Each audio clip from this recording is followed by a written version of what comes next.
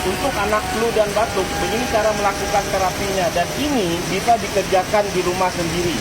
Cara melakukan terapinya, kita fokus di area belikat sebelah kanan, belikat sebelah kiri, dan area lambung. Cara melakukan terapinya menggunakan jari, tangan kanan, tangan kiri, dengan cara ditempel, ditekan, lalu dibenturkan. Lakukan terapi ini dengan cara yang nyaman, ya, senyamannya. Tempel, tekan, lalu benturkan. Tujuan kita membenturkan supaya terjadi penguraian penyumbatan.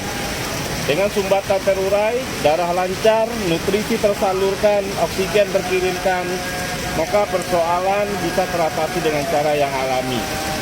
Begitu juga di belikat sebelah kiri. Kalau tangan kanan Anda pegal, ganti dengan tangan yang kiri.